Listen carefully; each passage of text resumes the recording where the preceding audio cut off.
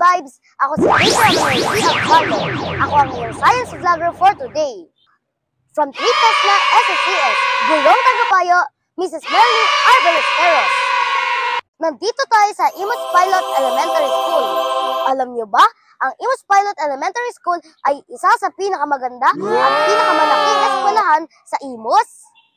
Tara! Itutur ko kayo sa native plants and trees dito sa Imus Pilot Elementary School.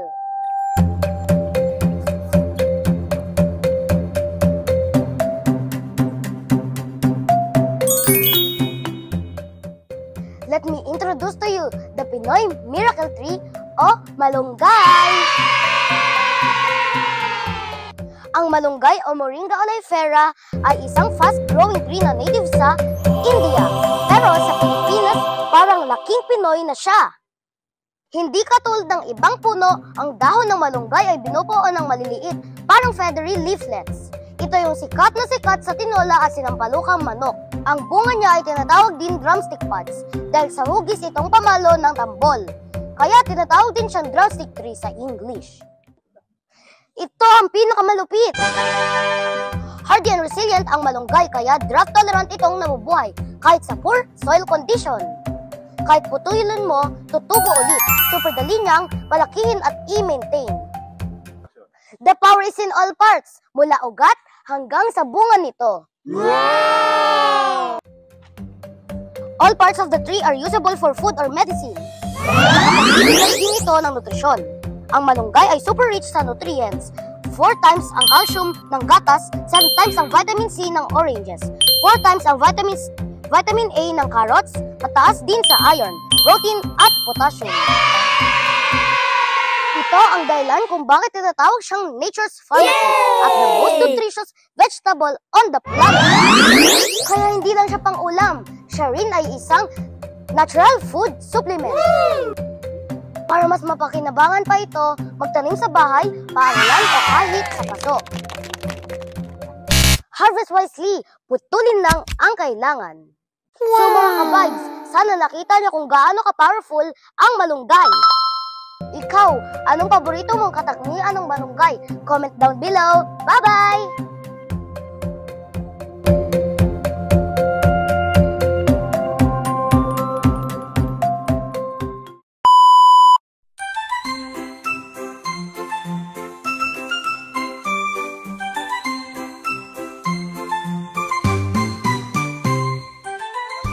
What's up mga ka-vibes? Nandito tayo sa Kaimito tree o star apple.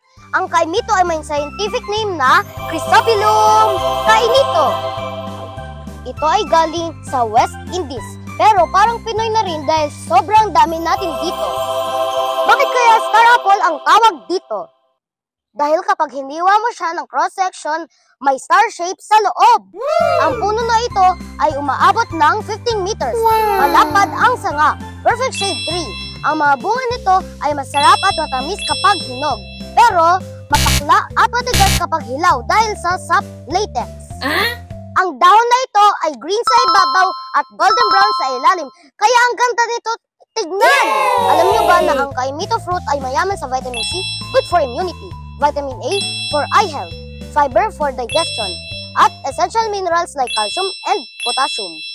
Talagang nutritional powerhouse din. Super healthy tropical snack. Bukod pa yan, ayon sa traditional practices, ang pinakuloang bark at dahon ay ginagamit para sa pagtatae, diarrhea, at may potential pa nga sa pag-manage ng blood sugar, diabetes. Pero syempre, pang traditional use lang yan. Always consult your doctor for medical conditions, ha? Tulad ng ibang malalaking puno, ang Kaimito ay nag-absorb ng carbon dioxide.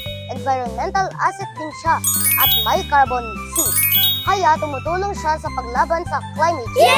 Environment hero din talaga ang Chrysophyllum kainito o star apple.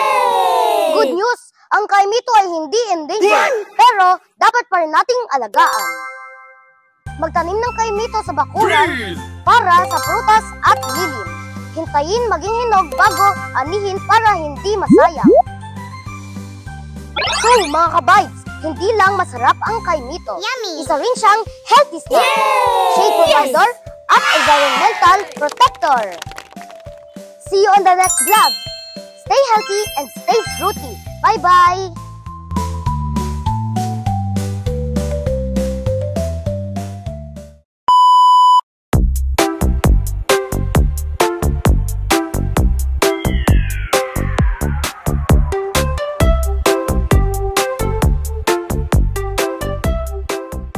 Hey mga ka-vibes! Welcome back! Ngayon, papag-usapan natin ang puno na sikat sa mga kwentong kababalaghan. Kababalaghan. Ang Balete Tree o Ficus benjamina. Kapag narinig mo ang balete, ano agad ang naiisip mo? Engkanto? Kapre? Pero alam nyo ba, hindi lang ito puno ng mga kwento. Isa rin itong scientific wonder! Ang Balete o Ficus benjamina ay tinatawag na strangler fig. Bakit? Dahil tumutubo siya sa ibang puno at habang lumalaki, unti-unti niyang niyayakap at sinasakal ang host tree. Kaya sa huli, makikita mo na lang ang malaking guwang at makapal na ugat na parang may lihim na silid sa loob. Pero hindi lang sa takot at alamat, sikat ang balete. Marami rin itong tunay na benepisyo. Ang bunga ng balete ay kinakain ng ibon, paniki at insekto. Kaya mahalaga ito sa ating kagubatan. Kaya kapag wala ang balete, gutom ang wildlife! Oh no! Ayon sa mga lola noon, ginagamit din ang dagta, ugat at dahon para sa sugat o skin irritation. What? Pero syempre, magtanong muna sa doktor bago gamitin. Oh yes! Isang balete sa mga least endangered trees sa Pilipinas. Alam mo kung bakit? Dahil marami pa rin ang takot magputol nito. Baka raw magalit ang mga engkanto. Pero tandaan mo, walang dapat katukutan kung nakay Kristo ka. Ang balete ay hindi sumpa, kundi biyaya ng Diyos na dapat alagaan. Paano natin mapapangalagaan? Huwag natin itong putulin o sunugin. Panatilihing malinis ang paligid. Magtanim pa ng balete sa mga parke o paaralan. Ituro sa iba ang halaga nito sa kalikasan at kultura. Kaya sa susunod na makakakita ka ng balete, huwag kang matakot. Bagkus, ikaw ay humanga. So mga ka-vibes, ano sa tingin nyo? Ang balete, bahay ng engkanto, o bayani ng kalikasan? Comment down below. Bye-bye!